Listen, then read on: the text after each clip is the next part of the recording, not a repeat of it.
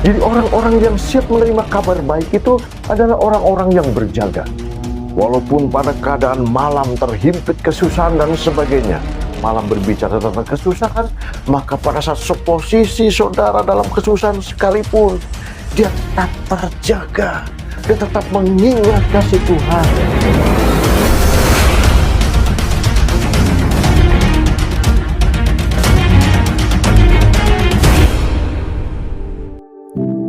Shalom Bapak Ibu terkasih dalam nama Tuhan Yesus Kristus. Salam persekutuan tubuh Kristus dan puji Tuhan. Hari ini kita kembali bertemu di dalam channel pelayanan Yepta Servant of God. Dan bulan-bulan ini tentu saudara-saudara semua sibuk di gereja masing-masing. Mungkin ada persiapan kur, paduan suara dan sebagainya untuk merayakan Natal kali ini ya. Walaupun dirayakan dengan cara sederhana, tapi hati saudara yang diliputi dengan kegembiraan yang luar biasa. Karena apa? Karena berkumpul mungkin dengan sanak saudara yang jauh datang berkumpul saat ini untuk sama-sama introspeksi diri di bulan Natal ini, di hari Natal ini, untuk sama-sama saling introspeksi diri apa yang sudah diperbuat oleh kita untuk hormat kemuliaan nama Tuhan 1 tahun yang sudah kita lewati. Tentu hal yang akan menjadi kita bijaksana hari lepas hari manakala kita mau mengevaluasi diri apa yang sudah kita perbuat buat Tuhan ya. Jadi jangan seringkali kita hanya menuntut saja Tuhan tolong, Tuhan berkati dan sebagainya, tetapi kita akan introspeksi diri apa yang sudah kita perbuat buat pekerjaan Tuhan dan sebagainya. Sebagai anak-anak Tuhan yang diberkati Tuhan, saudara mungkin dari hari ke hari sepanjang tahun ini atau sudah tahun-tahun yang lewat mengalami banyak masalah, mengalami banyak problem. Oleh sebab itu Bapak Ibu terkasih dalam nama Kristus, bahwa situasi di mana kita hidup mungkin tanpa penerangan, suasana gelap, itu adalah situasi yang tidak enak.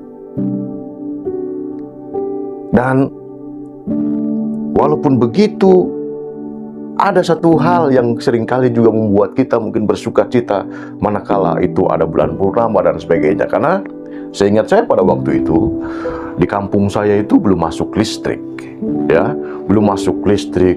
Jadi andalan kami pada waktu itu, waktu saya masih kecil dan sebagai bersama teman-teman, adalah sukacita manakala ada terang di malam hari, yaitu bulan purnama.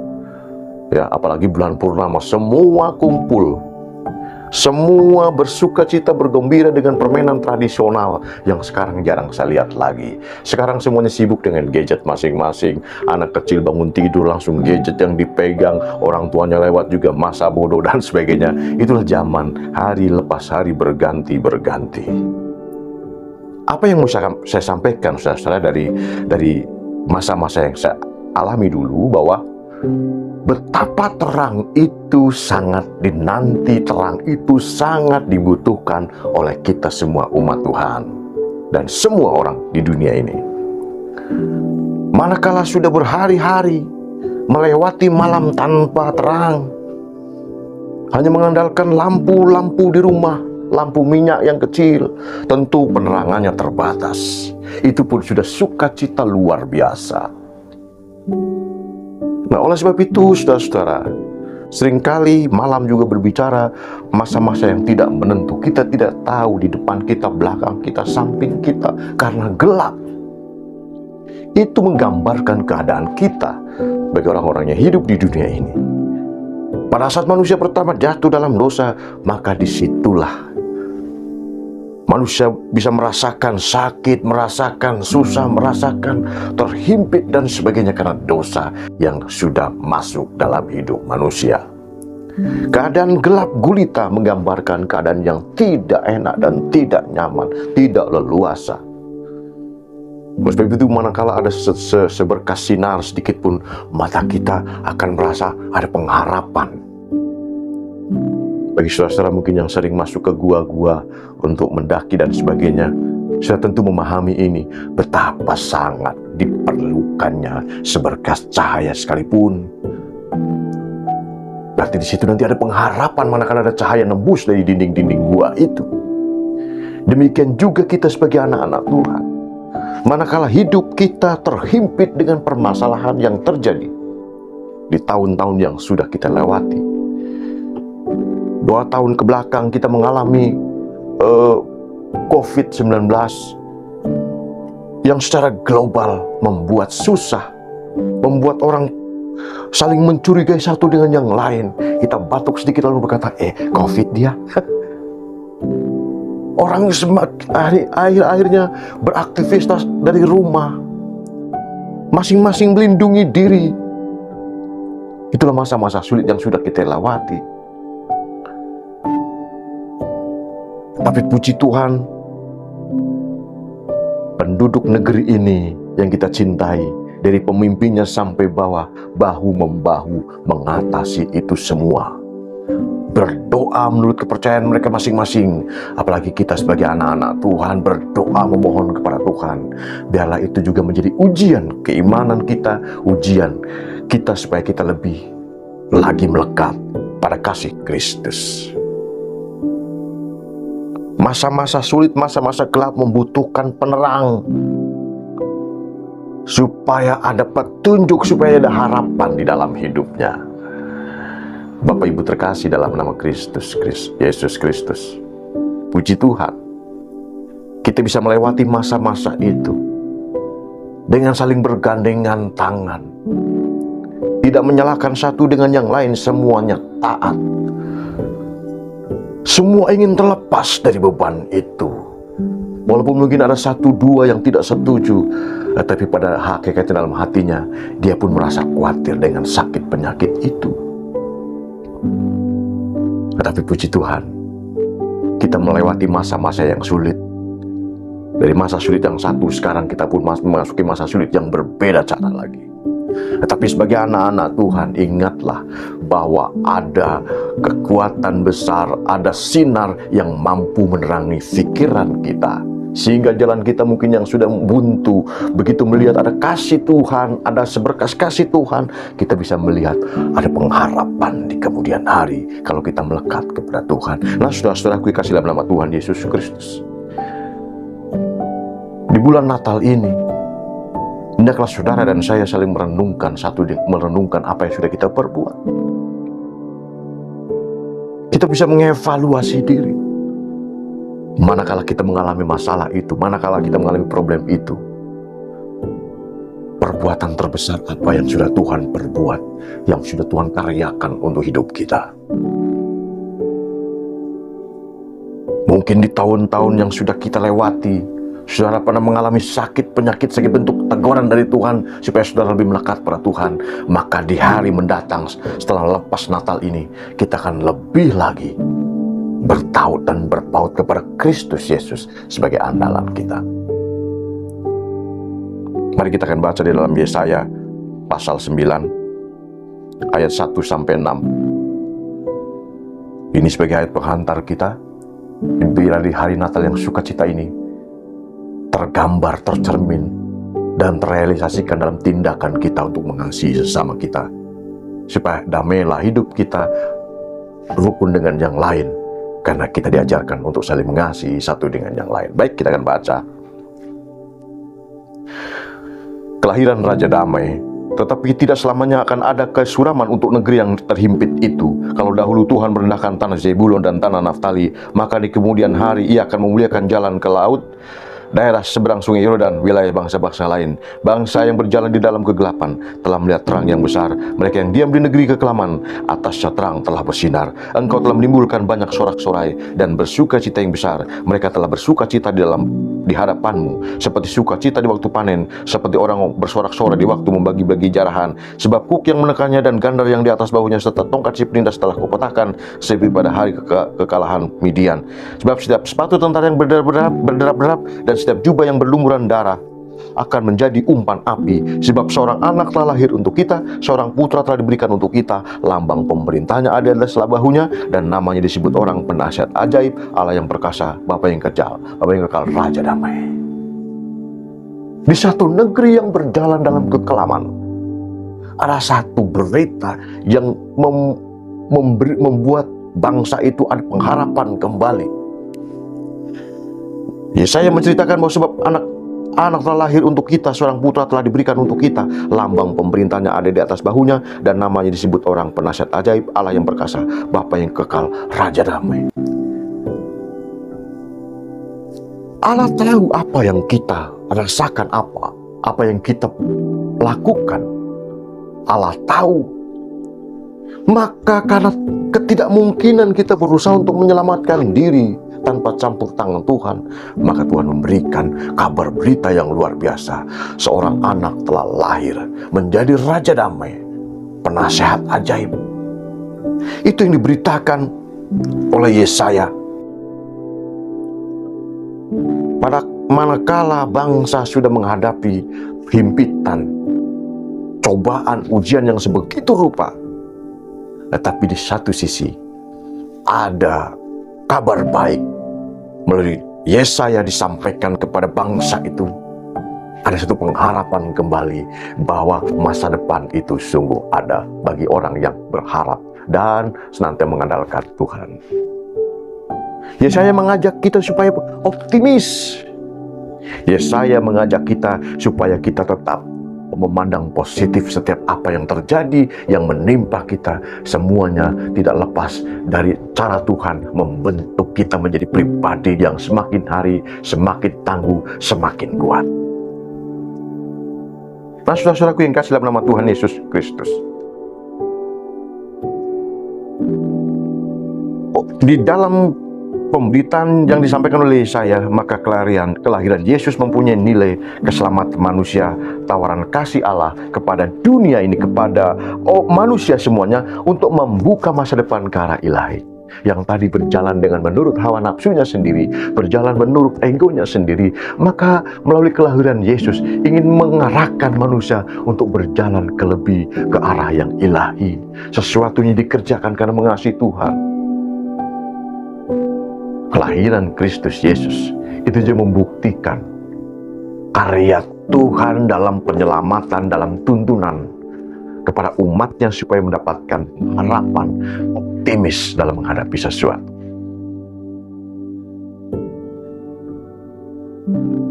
Bukan tempat yang mewah yang dipilih, bukan tempat yang hiruk pikuk yang dipakai media untuk kelahiran sang juru selamat.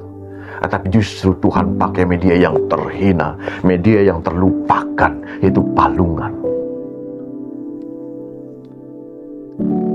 Palungan mungkin sesuatu yang di belakang, sesuatu yang tidak begitu penting, tidak elok untuk dilihat. Tetapi karena ketidakelokan, ketidakmampuan kita, Yesus lahir di dalam palungan yang hina. Untuk apa? Menggambarkan kepada kita betapa Allah sangat menghargai umat ciptaannya supaya mengetahui jalan keselamatan itu dan mengetahui bagaimana melihat cahaya itu sebagai tuntunan hidupnya menuju ke arah yang ilahi. Yang tadinya mengandalkan kekuatannya sendiri, mengandalkan tingkat pola pikir kita, daya pikir kita yang kuat sekalipun. Tetapi Tuhan inginkan supaya kita apapun itu adalah semuanya untuk hormat kemuliaan nama Tuhan. Jabatan kita, keintelektualan kita, semuanya dipersembahkan untuk kemuliaan nama Tuhan. Tujuannya adalah untuk memuliakan nama Tuhan. Saudara diberikan kesempatan untuk menempuh pendidikan jenjang yang tinggi, supaya dengan pendidikan yang tinggi itu saudara dapat mempengaruhi orang-orang dengan hal yang positif, dan pada akhirnya dapat dirasakan ilmu itu oleh orang-orang di sekeliling kita. Saudara mungkin dengan jabatan saudara, ada maksud Tuhan yang dititipkan kepada saudara, supaya saudara menjadi saksi bagi banyak orang bahwa saudara layak dipercaya dan memimpin negeri ini, atau memimpin daerah ini, dan sebagainya, dan sebagainya. Ingat saudara-saudara,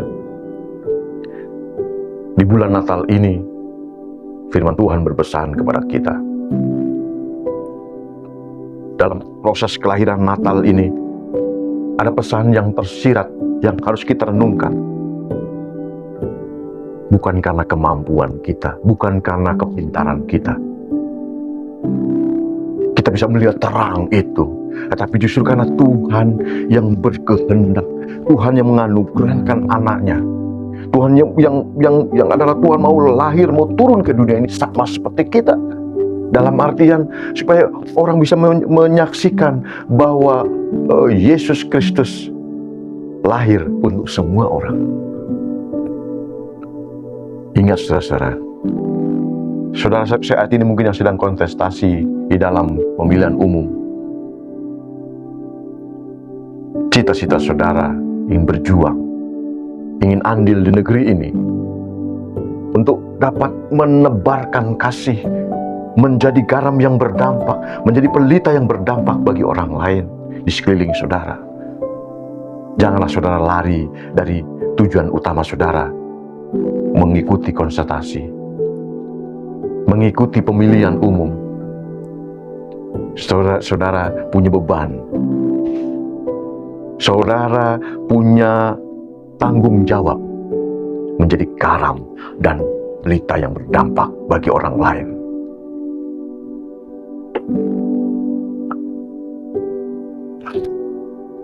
Sekeliling kita mengalami kegelapan. Jalan kita mungkin mengalami kebuntuan saat itu. Ingat saudara-saudara, ada sukacita besar, ada berita besar yang disampaikan oleh Yesaya bahwa seorang anak telah lahir bagi kita, seorang putra telah diberikan untuk kita, lambang pemerintahannya ada di atas bahunya, dan namanya disebut orang penasihat ajaib, Allah yang perkasa, Bapa yang kekal, Raja Damai. Nah, oleh sebab itu saudara-saudara dikasih dalam nama Tuhan Yesus Kristus, melalui pemberitaan Yesaya ini, Allah Yesus Kristus ingin membuka jalan bagi kita, supaya kita dari kegelapan menuju terangnya yang ajaib, dari kegelapan menuju masa depan yang ke arah ilahi. Itu tadi tujuannya semata-mata untuk memuliakan nama Tuhan. Maka di balik jabatan yang saudara emban, di balik tanggung jawab yang saudara emban saat ini, ada tanggung jawab moral. Saudara harus menjadi garam dan pelita yang berdampak. Untuk apa garam kalau dia tidak berdampak? Untuk apa pelita kalau dia tidak berdampak bagi sekelilingnya? Tuhan menitipkan jabatan itu, Tuhan menitipkan pekerjaan itu, Tuhan menitipkan kepintaran itu. Semuanya untuk tujuan memuliakan nama Tuhan. Karena dengan jabatan saudara, dengan kepintaran saudara, nama Tuhan dipermuliakan, bukan dipermalukan. Saya percaya saudara-saudara semua yang menerima tanggung jawab itu mempunyai rasa beban yang besar untuk dapat menjadi saksi bagi orang lain. Dengan jabatan itu saya bisa menjadi berkat bagi orang lain dan sebagainya. Nah, saudara-saudaraku kasih dalam nama Tuhan Yesus Kristus, di dalam Titus 2 ayat 11-14 bahwa Allah menempuh jalan keselamatan dengan cara manusiawi dalam kelemahan dan kebersamaan. Dia lahir menjadi daging. Dia lahir ke dunia dan dia pun menjadi dampak positif bagi sekeliling. Tidak sedikit tantangan yang terjadi, tetapi Tuhan ajarkan mampu melewati semua itu. Manakala dia dicaci maki, dia tidak membalas caci maki.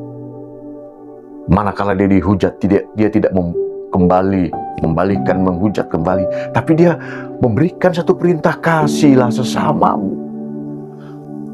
Ada misi besar dalam kelahiran Tuhan Yesus Kristus itu, memberikan rasa optimis, memberikan satu gambaran bahwa segenap aspek kehidupan kita sebagai manusia hendaklah semata-mata karena untuk pemuliaan nama Tuhan. Karena ada firman Tuhan, tidak tahukah kamu bahwa tubuhmu adalah bait Allah,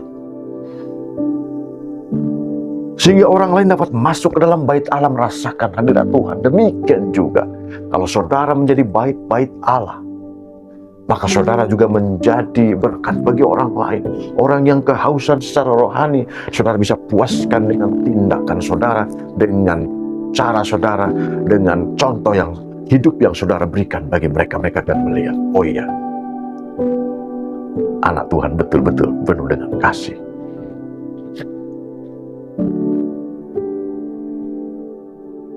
Kalau benci dibalas dengan benci tidak akan habis-habisnya. Dendam akan terus berdendam dan terus. Kenapa? Sejatinya orang tidak mau kalah. Kenapa? Ego yang menutupi semua itu. Tapi malah kala kita menghargai korban Kristus, menghargai kelahiran Kristus Yesus dalam hati kita, dia memilih tempat yang sepi, tempat yang sunyi. Artinya dia memilih hati yang sunyi, yang tidak berpengharapan menjadi pengharapan. Karena dia melalui kelahirannya, bahwa dia telah menempuh keselamatan dengan secara manusiawi dalam kelemahan dan dalam kebersamaan. Dan sebab itu saudara-saudara, Bapak Ibu yang kasih dalam nama Tuhan Yesus Kristus, biarlah renungan Natal pada saat ini menjadi pengingat kita bahwa di tahun-tahun yang lalu mungkin kita berjalan dalam kegelapan, tapi hari ini, mulai hari ini, terang itu nampak di dalam hidup. Yesus lahir dalam hidupmu. Palungan yang sepi, hati yang kecewa, Tuhan masuk di situ pribadi dalam dirimu, maka lepaslah segala bebanmu, semarak menjadi berpengharapan, menjadi banyak orang. Tapi saudara-saudara, kita akan lihat sikap seperti apa yang dapat merasakan kehadiran Tuhan, yang dapat melihat tanda-tanda zaman itu dalam hidupnya. Kita akan baca dalam Lukas. Lukas pasalnya yang kedua.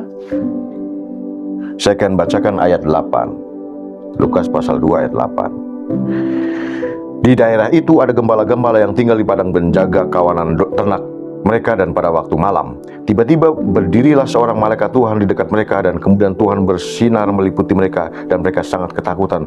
Lalu kata malaikat itu kepada mereka, jangan takut sebabnya, saya ulangi, lalu kata malaikat itu kepada mereka, jangan takut sebab sesungguhnya aku memberitakan kepadamu kesukaan besar untuk seluruh bangsa. Nah saudara-saudara, saya baca ulang. Di daerah itu ada gembala-gembala yang tinggal di padang gurun menjaga kawanan ternak pada waktu malam. Jadi orang-orang yang siap menerima kabar baik itu adalah orang-orang yang berjaga. Orang-orang yang dapat peka terhadap firman Tuhan itu, terhadap pemberitaan firman itu adalah orang-orang yang berjaga.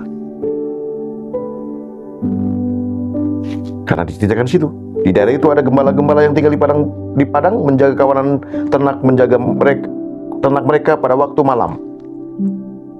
Menjaga kawan, walaupun posisi malam, posisi gelap, dia tetap berjaga-jaga untuk menjaga kawanan ternaknya. Jadi kabar sukacita itu dapat diterima oleh orang-orang yang senantiasa berjaga-jaga, menjaga hidupnya. Walaupun pada keadaan malam terhimpit kesusahan dan sebagainya, malam berbicara tentang kesusahan, maka pada saat seposisi saudara dalam kesusahan sekalipun, dia tetap terjaga, dia tetap mengingat kasih Tuhan. Maka dia layak menerima kabar sukacita itu. Bukan katanya, tetapi Allah berhadirat sendiri melalui hidupnya. Saya berharap juga saya dan saudara termasuk orang-orang gembala-gembala yang berjaga, sehingga manakala firman Tuhan itu laksana sinar bagi kehidupan kita, dapat kita terima dengan sukacita. Kita tidak tertinggal, kita tidak kehilangan momen itu. Momen Tuhan seringkali kita terlewatkan.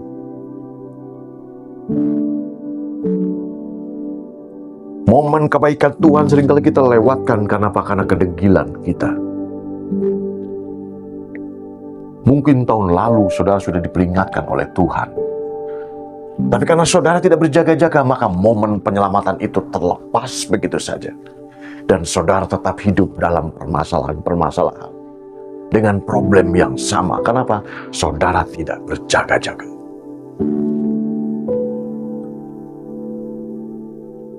Jangan sia-siakan momen yang Tuhan berikan buat kita. Kita contoh seorang gembala, dia dapat menangkap momen itu dengan tepat.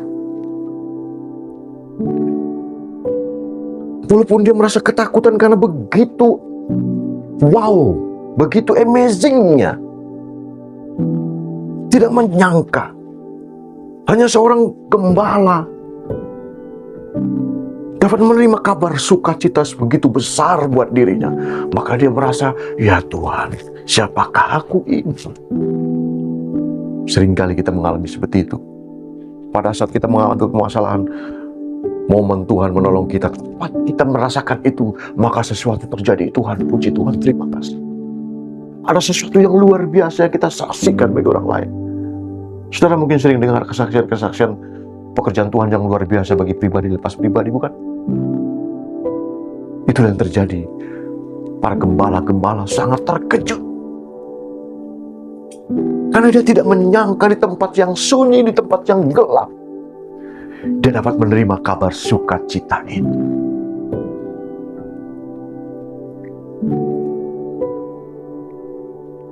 Saudara, belajarlah peka terhadap momen-momen Tuhan bekerja buat saudara. Jangan kita sia-siakan momen Tuhan menolong kita, momen Tuhan berkarya atas hidup kita, kita sia-siakan begitu saja. Karena apa? Karena kita mengandalkan kekuatan kita.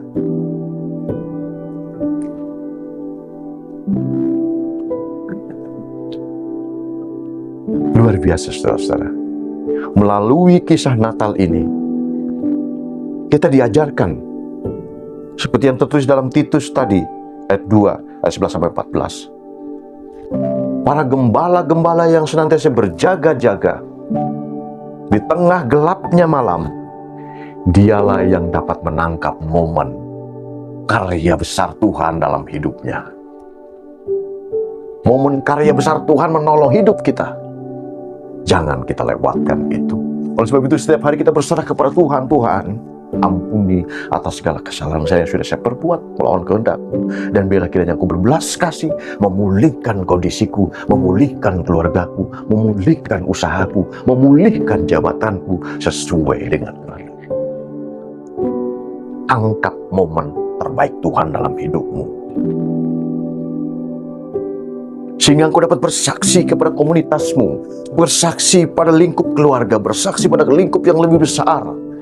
Karena apa? Saudara orang yang tepat menangkap momen itu. Saudara-saudaraku kasih dalam nama Tuhan Yesus Kristus. Kalau dalam Yesaya dikatakan bahwa terang yang besar telah bersinar dalam hati dan hidup kita yang penuh kegelapan, sinar itu telah menyinari seluruh negeri itu.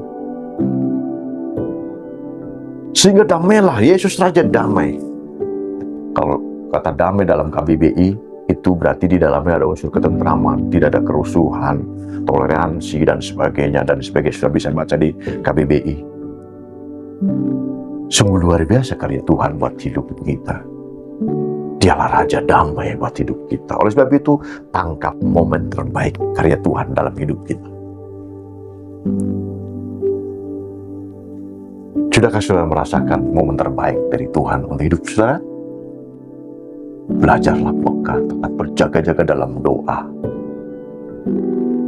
Karena itu juga yang terjadi. Ada perumpamaan 5 gadis bodoh dan 5 gadis bijaksana. Siapa yang dapat menangkap momen terbaiknya? Yang dapat menangkap momen terbaik saat mempelai itu datang adalah mempelai wanita yang senantiasa berjaga-jaga dan memiliki minyak. Artinya urapan Tuhan, artinya perlindungan Tuhan. Itulah yang dapat menangkap momen saat Tuhan Yesus datang sebagai mempelai pria dan gereja sebagai mempelai wanita. Maka gereja-gereja yang memiliki aktivitas sembah,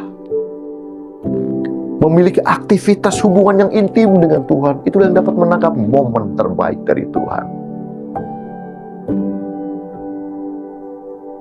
Berkali-kali saya bilang, Ayub pun tiap hari ingin menangkap momen yang terbaik dari Tuhan. Maka dia berdoa sebelum anak-anak juga bangun. Dia sudah berdoa duluan, memohon ampun kalau anaknya bersalah kepada dia, kepada yang kuasa. Itu sikap kesalehan seorang bapa untuk anak-anaknya. Tapi seringkali anak melupakan perbuatan ayah atau ibunya manakala dia sudah sukses. Dia tidak menyadari di balik kesuksesannya itu ada tangan-tangan yang mengadah kepada Allah Bapa di surga, memohonkan ampun buat Tuhan kalau anaknya berbuat salah.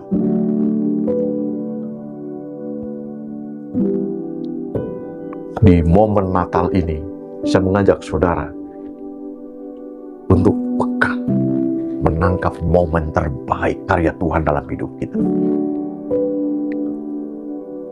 Seperti gembala-gembala tadi, dia dapat menangkap momen itu karena dia juga orang yang selalu berjaga-jaga. Kalau dalam kerohanian bisa dikatakan bahwa gembala-gembala itu adalah orang-orang yang memelihara kehidupan sembahnya, memuliakan Tuhannya. Dengan ketulusan dia menjaga kawanan domba itu. Dengan tulusnya dia menebar kasih, memelihara domba-domba itu, memelihara kebersamaan, memelihara persatuan-persekutuan di dalam tubuh Kristus. Itulah momen di mana gembala-gembala itu menangkap momen yang terbaik dari itu. Dia tidak menyia-nyiakan itu, seperti juga perumpamaan 5 gadis yang bijaksana. Dia selalu berjaga-jaga diri. Jadi manakala mempelai prianya datang, dia sudah siap. Dia tidak lagi kelabakan mencari siapakah dia dan apa harus bagaimana. Tapi dia sudah siap sedia. Kenapa? Di dalam dirinya tertanam ada hubungan yang baik hari lepas hari bersama Tuhan.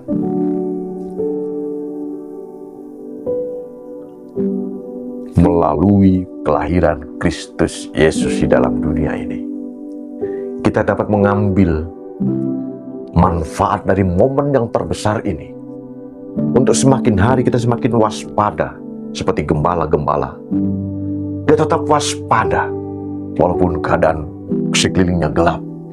Dia tetap menjaga domba-domba itu dalam persekutuan, tetap menyatu, tetap berkumpul, berkomunitas. Sehingga manakala momen karya Tuhan terbesar, dia mengetahui ada karya terbesar yang dibuat untuk manusia.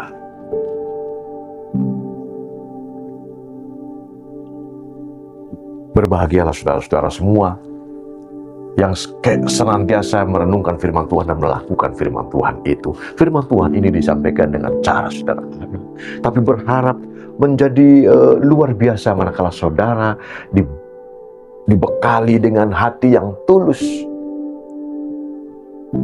mau mendengarkan dan mau menangkap momen yang terbaik itu dari Tuhan. Siapapun itu yang menyampaikan, maka saudara berkata, terima kasih Tuhan.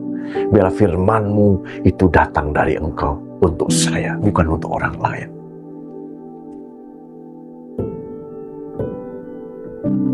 Dari kisah gembala tadi yang didatangi oleh malaikat, karena memberitahukan ada kabar sukacita bahwa ada seorang bayi akan lahir sebagai juru selamat dunia, maka di sukacita disampaikan kabar itu, menjadi kesaksian bahwa ada seorang anak akan lahir di tempat ini. Maka semua juga merasakan mustahil, tempat yang sepi. Ada seorang juru selamat lahir di situ. Tapi itu menggambarkan bahwa Allah mengasihi semuanya. Yang mungkin hina dipandang dunia, direndahkan di komunitas, direndahkan di keluarga, direndahkan dimanapun, ada Yesus mau lahir di dalam palungan hatimu. Maka ada semarak sukacita yang luar biasa.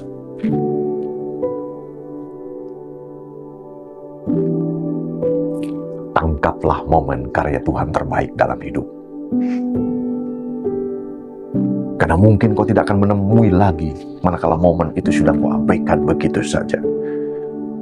Terimalah momen karya keselamatan Tuhan yang Tuhan berikan bagi kita melalui anaknya Yesus Kristus menjadi contoh bagi kita.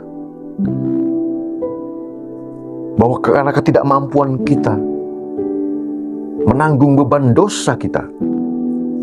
Maka melalui karya penyelamatannya, Yesus lahir ke dunia ini untuk memberikan contoh teladan dalam hal mengasihi, dalam berkorban, dalam apapun. Dia ingin mencontoh. Karena sesungguhnya Dialah Allah yang berdiam di dalam hidup kita saat ini.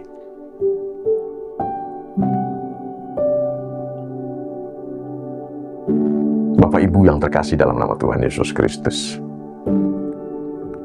berbahagia rasanya pada saat ini kita masih bisa melewati Natal tahun ini dengan sukacita, dengan keberadaan kita masing-masing. Tidak perlu kecewa manakala mungkin saudara tahun ini tidak bisa membuat kue untuk menjamu saudara-saudaranya. Tidak perlu berkecil hati mungkin tahun ini saudara tidak bisa memotong ayam dan sebagainya untuk menjamu saudara-saudaramu. Tidak perlu berkecil hati. Saudaramu akan melihat perubahan hidupmu yang penting. Mungkin saudaramu dulu melihat bahwa manakala kita belum mengenal Tuhan sungguh-sungguh, hidup kita seperti itu. Tapi setelah mengenal Tuhan, diubahkan luar biasa, saudaramu juga sudah sukacita. Jadilah orang-orang yang peka terhadap momen karya Tuhan dalam hidup kita. Supaya apa? Supaya kita dapat menjadi berkat bagi orang lain. Kita menjadi garam yang berdampak bagi orang lain. Maka saudara tanpa sadar sudah menyaksikan karya kelahiran Tuhan Yesus dalam hidupmu. Kenapa? Karena dari hari lepas hari engkau bertumbuh dewasa imanmu. Maka orang lain akan berkata, Tuhan Yesus itu baik.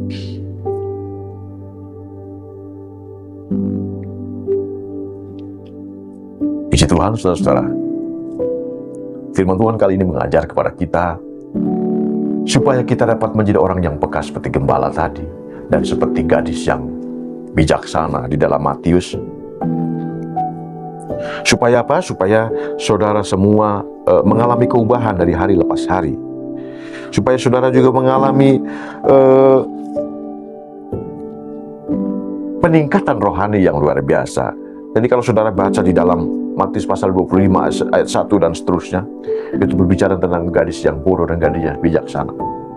Di situ menggambarkan bahwa gadis yang bodoh adalah gadis gereja yang tidak mampu menangkap momen karya terbesar Tuhan dalam hidupnya. Tetapi gadis yang bijaksana adalah gereja atau kita sebagai anak-anak Tuhan yang mampu dan bisa menangkap momen karya terbesar dalam hidup kita. Setelah itu perlu kepekaan, perlu hubungan yang khusus, yang harmonis dengan Tuhan melalui doa dan penyembahan hidup kita. Saudara tiap malam berdoa menyembah Tuhan, memuliakan Tuhan. Terlebih saudara menerjemahkan memuliakan Tuhan dengan tindakan saudara, maka saudara akan menjadi saksi bagi Kristus. Saudara akan seperti gembala-gembala yang menyampaikan kabar sukacita bagi sekelilingnya, sehingga palungan itu menjadi semarak. Semuanya berkumpul merayakan kelahiran Tuhan Yesus, terlebih kelahiran Tuhan Yesus dalam hati kita masing-masing. Sehingga tahun demi tahun, hari lepas hari, kita diperbaharui. Ada terang besar yang menyinari hidup kita, sehingga kita tidak salah jalan. Sehingga kita mampu melihat kebesaran Allah dengan hidup kita, dengan penuh kasih, dengan penuh ucapan syukur. Puji Tuhan, Bapak Ibu terkasih, dalam nama Tuhan Yesus Kristus, kiranya renungan firman Tuhan yang disampaikan secara sederhana ini mampu memberikan pencerahan bagi saudara, supaya saudara diajak menjadi orang-orang yang peka menangkap momen karya terbesar Tuhan dalam hidup saudara dan saya. Salam persekutuan tubuh Kristus dan selamat Natal bagi saudara-saudara semua tahun 2023, dan selamat menyongsong tahun baru 2024. Tetap semangat, tetap optimis, jaga persatuan persekutuan tubuh Kristus sehingga kita semua bergerak menuju pada organisme yang hidup di dalam Kristus Yesus. Amin. Bapak Ibu terkasih, kiranya Tuhan memberkati kita semua. Shalom.